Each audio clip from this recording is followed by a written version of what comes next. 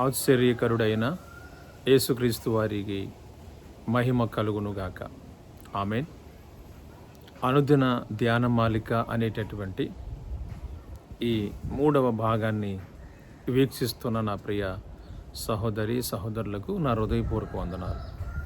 దేవుడిచ్చిన మహాకృపను బట్టి ఈ రీతిగా దేవుని వాక్యాన్ని అందించడానికి నేను ప్రభుని ఎంతగానో స్తుతిస్తూ ఉన్నాను. హల్లెలూయా. దేవుడిచ్చిన పరిశుద్ధ గ్రంథము నుండి మనము ధ్యానించేటటువంటి అంశం ఏంటంటే ఆదికాండము నుండి ప్రకటన గ్రంథం వరకు మనము ధ్యానించాలని ప్రారంభించాము.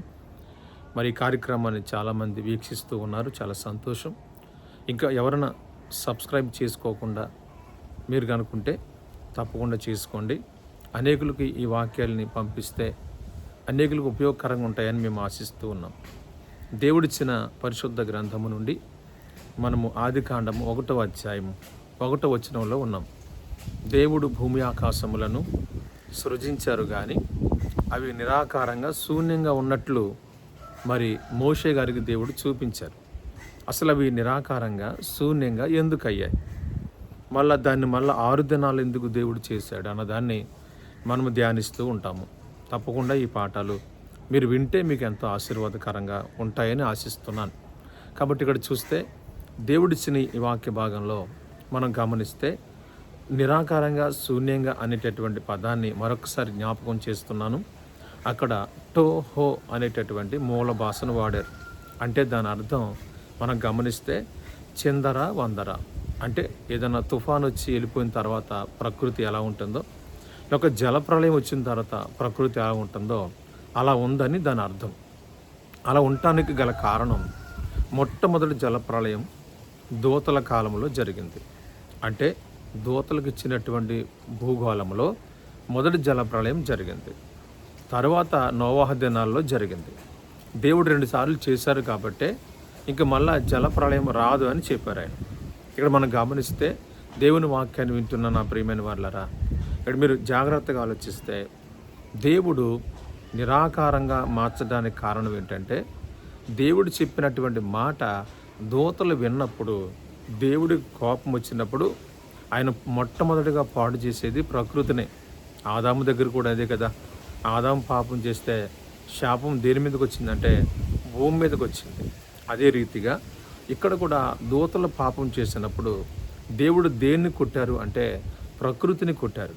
అప్పుడు ప్రకృతి నిరాకారంగా అంటే ఆకారాన్ని కోల్పోయి శూన్యం ఆవరించి చీకటి అలా ఆవరించినప్పుడు అగాధ జలములు దానిపైన అల్లాడుతున్నవి అని కూడా మనం చూస్తాం.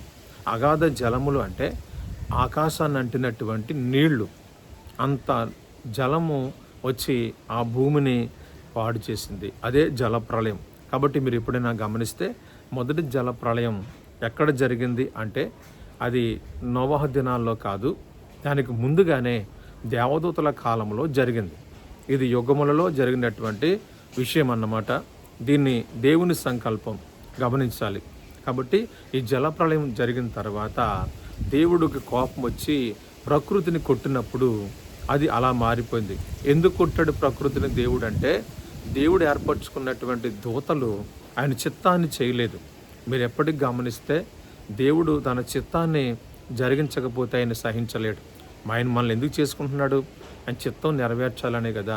ఆయనకేమీ పని పాట లేక కాదు. మనల్ని దేవుడు నియమించుకున్న విధానం చూస్తే మనకు ఎంతో ఆశ్చర్యం అనిపిస్తూ ఉంటుంది. మరి దేవుని చిత్తాన్ని చేయవలసినటువంటి మానవుడు దేవుని చిత్తానికి వ్యతిరేకంగా చేసినట్టుగానే దూతలు కూడా అలాగే చేశాయి. ఎంతో నమ్మకంతో అభిషేకించినటువంటి కెరూబు ఆ రోజుల్లో ఏం చేసింది? దేవునికి వ్యతిరేకంగా ఎల్లదన్న చోటుకు వెళ్ళి చీకటిని తెచ్చిపెట్టుకుని లోపల వర్తకం చేసి అన్యాయాన్ని పెంచుకుని దేవునికి ఇచ్చినటువంటి ఆ సభా పర్వతం పైకి వెళ్ళిపోయి ఆయన సింహాసనంకి తన సింహాసనాన్ని సమానంగా చేసుకోవాలని, మహోన్నతునితో సమానంగా చేసుకోవాలని ఆశించి అదొక ఉన్నతమైన శిఖరానికి ఎక్కాలని ఆశపడినప్పుడు దేవుడు దాన్ని సహించలేకపోయాడు. ఈ పాట వింటున్న ప్రియమిత్రులారా, నిజంగా దేవుడు ఉన్నంత వరకు మనం ఎలా ఉంటామంటే తగ్గించుకుని ఉంటాం. మనకి ఏమన్నా లేకపోయినా, ఎవరు గౌరవించినా గౌరవించకపోయినా, ఎవరు పట్టించుకున్నా పట్టించుకోకపోయినా మనం ఎలా ఉంటామంటే తగ్గించుకుని ఉంటాం. ఎప్పుడైతే మనం ఆ అపవాది మనలోకి వస్తాడో మనల్ని మనం చూసుకోవటం మొదలవుతుంది. కెరూబు అనేవాడు కూడా వాడి అభిషేకం కోసం కానీ వాడుకున్న తలంతుల కోసం కానీ వాడికి తెలియదు. ఈ చీకటి ఎప్పుడైతే ఆవరించిందో వాడు తను చూసుకోవటం మొదలు పెడుతుండగానే వాళ్ళకి అపవాది ప్రవేశిస్తుండగానే ఏం జరుగుతుందో మీకు తెలుసు. ఏం జరుగుతుంది అనుకుంటున్నారు? మనలోని గర్వం మొదలవుతుంది. గర్వం మొదలయ్యి ఇప్పుడు నేను ఇంకా ఏం తక్కువ ఉంది, నేను మహోన్నతునితో సమానంగా చేసుకుంటే అయిపోతుంది కదా, మహోన్నతంతో సమానంగా చేసుకుంటే బాగుంటుంది కదా అని చెప్పి అది లోపల వర్తకాన్ని మొదలుపెట్టింది. అన్యాయాన్ని పెంచుకుంటూ వచ్చింది. ఆలోచించండి, దేవుని స్థానాన్ని మనం దొంగిలించకూడదు, దేవుడిచ్చినటువంటి అధికారాన్ని దుర్వినియోగపరచకూడదు. ఈ కెరూబు చేసినటువంటి పాపాల గురించి మనము ముందు జ్ఞాపకం చేసుకుందాము. ఇప్పుడు అసలు విషయం ఏంటంటే దేవుని పిల్లలారా, ఈ కెరూబు చేసినటువంటి తప్పిదాన్ని మనం గమనిస్తే తను ఉండవలసినటువంటి పరిధిని మించిపోయినటువంటి పరిస్థితి, తను ఉండవలసిన స్థానాన్ని మర్చిపోయింది. దేవుడు దానికి ఏం తక్కువ చేశాడు? కాళ్ళతోన్న రాళ్ల మధ్యకి వెళ్ళి అధికారం ఇచ్చాడు, గొప్ప అభిషేకం ఇచ్చాడు, గొప్ప తలంతి ఇచ్చాడు. ఉన్న కెరూబులందరికంటే ఇదొక గొప్ప కెరూబుగా దేవుడాన్ని అభిషేకించాడు, ప్రధాన దూతగా అభిషేకించాడు. ఇన్ని గొప్ప వరాలు ఉన్నప్పటికీ కూడా దేవునికి ఉన్న స్థానాన్ని కూడా దొంగిలించాలనుకోవటం ఎంత పాపమో చూడండి. ఈ రోజుల్లో కూడా ఈ అపవాది అనుసరిస్తున్నటువంటి వారు, లేకపోతే అపవాది ప్రవేశించినటువంటి వాళ్ళు కూడా అగ్రస్థానాలు దేవుని మందిరాల్లో కోరుకుంటూ ఉంటారు. దేవుని మందిరంలో అగ్రస్థానాలు కోరుకోవడానికి కారణం ఏంటంటే అపవాది యొక్క పనే అది. అందుకే చాలామంది తను ఇచ్చించుకోవటం, తను పొగిడించుకోవటం, పొగడకపోతే కోపగించుకోవటం, వందనాలు చెప్పకపోతే కోపం వచ్చేస్తుంది, వాళ్ళ చుట్టూ తిరగకపోతే కోపం వచ్చేస్తుంది. ఇవన్నీ ఎందుకు వస్తాయంటే వాళ్ళు ఆల్రెడీ అపవాది చేత నిండిపోయారనమాట. అపవాది వారిలోకి వచ్చేసింది కాబట్టి వారికి బాధ కలిగిపోతుంది.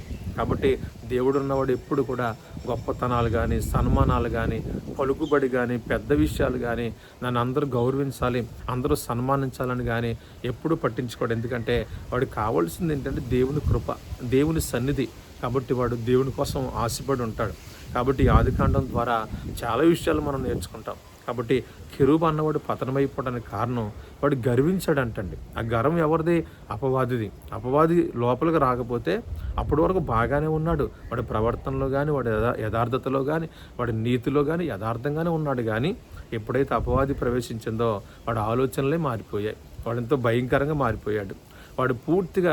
వాడు గర్విష్ఠుడు అయిపోయాడు. అందుకే రోజుల్లో సంఘాల్లో కూడా చూడండి, అది ఎప్పుడైతే అపవాది ప్రవేశించిందో లోపల వర్తకం చేసి దూతలందరినీ వశపరుచుకోవడం మొదలుపెట్టింది. లోపల వశపరుచుకుంటూ నేనంతో గొప్ప తలంతున్న వాడిని, నేను సభాపర్వతం మీదకి వెళ్తాను, మీరందరూ నాకు మద్దతు ఇవ్వండి అని చెప్పి లోపల వర్తకం మొదలుపెట్టింది. అన్యాయం పెంచుకుంటూ వచ్చింది. దేవుడు దీన్ని సహించలేకపోయాడు. మనకు సంఘాల్లో కూడా ఎవడన్నా పాస్టర్ అవ్వాలి అనుకున్నాడంటే కనుక వాడు ఏం చేయటగానే తెగిస్తాడు. పాస్టర్ గారికి ఉన్నటువంటి జీవితాన్నైనా వాడు పాస్టర్ గారిని కూడా తీసేయగలుగుతాడు. అంత భయంకరమైనది ఈ పెద్దరికం అనేది. ఎప్పుడైతే పాస్టర్ కావాలనుకున్నారో చాలామంది చూడండి, పాస్టర్ని గలిబిలి చేసేయటం, పాస్టర్ కుటుంబాల మీద నిందలు వేయటం, పాస్టర్ కుటుంబాన్ని బయటకు తోసేయటం, పాస్టర్ కుటుంబాన్ని భయంకరంగా బాధించడం, ఇవన్నీ ఎందుకు చేస్తూ ఉంటారంటే దేవుని పిల్లలారా, మీరు ఆలోచిస్తే వాళ్ళు సేవకులు అవ్వాలని. అంతకి కనుక పాస్టర్ గారు కనుక సేవకుని చేయకపోతే వాడే పాస్టర్ అయిపోతాడు. ఎలా అయిపోతాడంటే సంఘాలు ఉన్న వాళ్ళందరినీ కూడా జాగ్రత్తగా తీసుకుపోతాడు, జాగ్రత్తగా లాక్కిపోతాడు, పక్కన సంఘాన్ని పెడతాడు. ఇదంతా కూడా సైతాను పని అని అనుకోడు. దేవుడి పని దేవుడు ఇవ్వాలి. దేవుడు మనల్ని నాయకుడిగా నియమించాలి. దేవుడు మనకి ప్రజలపైన అధికారం ఇవ్వాలి. అధికారం ఇవ్వకుండా మనం తీసుకుంటే ఎప్పటికైనా దుర్వినియోగమే కదా. కాబట్టి కెరూబు ప్లాన్ ఏంటంటే నేను లోపల వర్తకం చేసి జనమందరిని కూడా వశపరుచుకుని నేను ఇక్కడ ఏం కావాలంటే దేవుడి కంటే గొప్పవాడిని కావాలని తన మనసులో ఏమనుకుంటుందంటే నేను ఆకాశానికి ఎక్కేదను, ఆకాశ మండలంలో ఉన్నటువంటి నక్షత్రములకు పైగా నా సింహాసనం వెచ్చించుకుంటాను, మహోన్నతునితో సమానంగా చేసుకుంటానని తన మనసులో అనుకున్నప్పుడు దేవుడికి ఎలా ఉంటుందో చెప్పండి. అన్ని చేసిన దేవుడిని సమానంగా పోల్చుకోవటం తప్పు కదా. మహోన్నతంతో సమానంగా అవ్వగలమా మనం?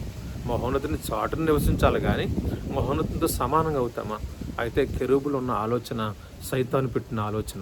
ఈరోజు సంఘాల్లో ఉన్న ప్రియ సోదరులారా, దేవుడు హెచ్చించే వరకు మీరు తగ్గించుకోండి. దేవుడు అందరిని హెచ్చిస్తాడు. బలిష్టమనే కాడి కింద దీన మనసుకులే ఉండండి, పరిచర్య చేయండి, తగ్గించుకోండి. ప్రభు ఇచ్చించే సమయం కొరకు కనిపెట్టండి. అంతేగాని దౌర్జన్యంగా ఎన్నుపోటు కొట్టడం, సేవకుడు ఎంతో కష్టపడి ఆత్మలు సంపాదించుకుని ఆ స్థితికి వస్తే ఆ సేవకుని సంఘాలు కూల్చేయడం, సేవకుడిని బయట అమ్మేయడం, సేవకుల్ని ఇబ్బంది పెట్టడం, సేవకుల మీద నిందలు వేయడం, ఇది చేసి నువ్వు పాస్టర్ అవుతావు కానీ తర్వాత నువ్వు ఇటువంటి పరిస్థితులు ఎదుర్కోవాల్సి వస్తుంది. ఆ తర్వాత ఈ పరిస్థితులు నీకు వస్తే తట్టుకుంటావో ఏమైపోతావో తెలియదు.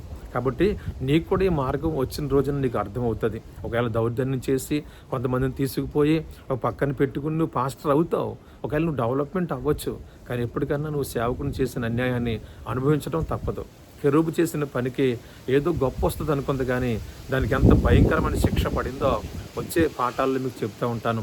కాబట్టి ఈ నిరాకారము శూన్యం అనేది ఒక జలప్రళయము. ఇది మొట్టమొదటిగా జరిగింది. బైబిల్లో 2 జలప్రళయాలు జరిగాయి. ఒకటి నోవహ కాలంలో, తర్వాత ముందు దూతల కాలంలో జరిగింది. మొట్టమొదటిది దూతల కాలంలో జరిగింది కనుక మొట్టమొదట ఏదైనా వనములో దూతలే ఉండేవారు. అందుకనే దూతలు ఏదైనా ఉన్నాడు కాబట్టే నేను ఆకాశానికి ఎక్కిపోతానని వాడు ఎందుకంటున్నాడు మనసులో అంటే ఆ సభాపర్వతం మీదకి వెళ్ళిపోవాలనుకుంటున్నాడు, తన సింహాసనాన్ని హెచ్చించుకోవాలనుకుంటున్నాడు. ఇలాంటి పరిస్థితి ఎవ్వరు కోరుకోకండి.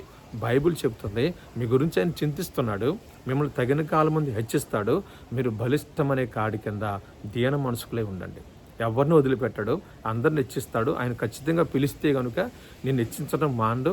నువ్వు కనుక హెచ్చించుకున్నావంటే తగ్గించబడతావు. ప్రభు హెచ్చిస్తే నువ్వు తగ్గించబడవు. కాబట్టి కెరూబు వలె నువ్వు యథార్థతను కోల్పోకు, దౌర్జన్యంగా లోపల అన్యాయం పెంచుకోకు. యెహెజ్కేలు గ్రంథం 28 అధ్యాయాలు మీరు చదివితే స్పష్టంగా రాయబడింది. వాళ్ళు లోపల అన్యాయం పెంచుకుంటూ లోపల వర్తకం చేస్తూ దేవుని పైకి వచ్చాడు. ఇది తప్పు. ఇంకా అనేక విషయాలు వచ్చే పాటల్లో చెప్తాను. తప్పకుండా మా ఛానల్ సబ్స్క్రైబ్ చేయండి, అనేకులకు షేర్ చేయండి. ప్రభు మిమ్మల్ని ఆశీర్వదించుగాక. ఆమేన్. మన ప్రభు అయిన యేసుక్రీస్తు కృపయు, మన తండ్రి అయిన దేవుని ప్రేమయు, పరిశుద్ధాత్మ సహవాసము మీకు అందరికీ తోడుగుండునుగాక. ఆమేన్. ఆమేన్. అందరికీ వందనాలండి.